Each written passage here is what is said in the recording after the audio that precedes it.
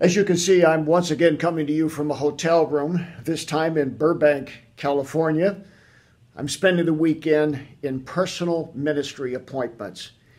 I love ministering to people on a one-to-one basis. It's where I can get up close and personal, and the spirit of compassion and love for the problems and challenges people have can flow through me into them and reach out to them in their place of desperation. If you've never scheduled a personal encounter with us, don't put it off any longer. In fact, we have a beautiful new facility now that our big move is over with. In Phoenix, Arizona, we're ready for you to come and see us. You will find a welcoming opportunity to finally discover the reasons your destiny has been held back. So call us today and set up a personal spiritual encounter. I want to talk to you about a book review that I read recently of a book by a man named Alan Jacobs. Jacobs is a professor at Baylor University. He's an intellectual and he's an evangelical Christian. This book is entitled How to Think Outside of the Box and Think Outside of Your Own Prejudices. Because he's an intellectual and an academic, he's in an awkward position as a Christian, where he's often opposed by atheists and secularists.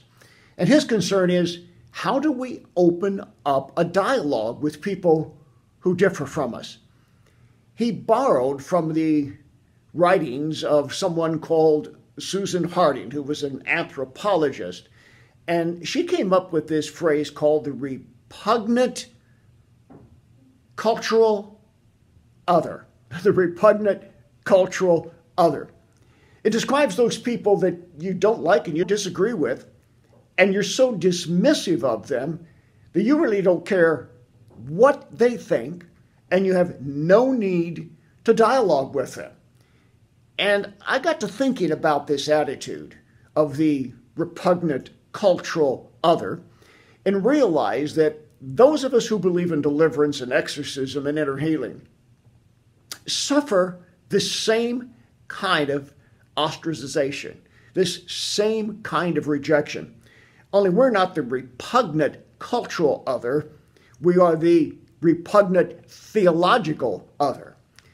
The arbiters of evangelical religious thought, the television and radio station owners, the media moguls of the religious industry, the megachurch pastors, the writers, some of them best-selling authors, the people who control the group think of evangelical Christianity, their attitude toward us and people like me is that we are the RTO, the repugnant theological other. And you know what?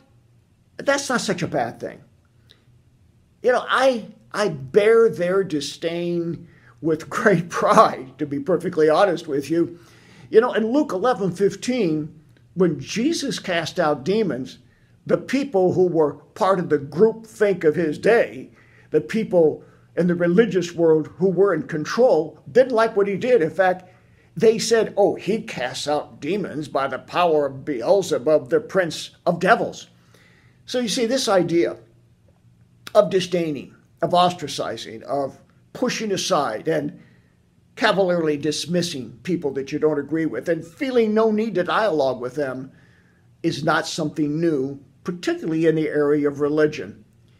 I think it's time for the people in the evangelical community who dismiss all ideas of curses, of people inheriting the generational sin of those who have been before, and who oppose deliverance and inner healing ministries, such as our ministry. They really need to stop and think. Are they doing it out of genuine intellectual study, out of a true understanding of the Word of God and considering the reality of what ministries like ours have accomplished in touching the lives of so many? Or are they simply wanting to perpetuate the status quo of their groupthink and treat us like the repugnant theological other? If you're involved in deliverance ministry, if you've gone through our International School of Exorcism, if you've ministered inner healing and exorcism, for any amount of time, you quickly understand that our viewpoint of the spiritual world is much different, at least in American Christianity, from what the status quo perpetuates. But that's okay. I'm reminded what Paul said to the Galatians in chapter 1, verse 10. If I pleased men, I would not be the servant of Christ. To our critics, I challenge you. Don't make us part of the repugnant theological other. Give us our due. Respect us, our experiences, and our calling. We respect you. Let's keep this dialogue going. Let's talk about how we can best reach souls for Christ and set the captives free, instead of dividing ourselves into separate camps where people who, like me and others in deliverance, are treated as if we were spiritual lepers. We are not the repugnant theological other. We are called, like you, to set the captives free. And we want to do it. And we want to do it with you. And if we can't, we'll have to do it without you.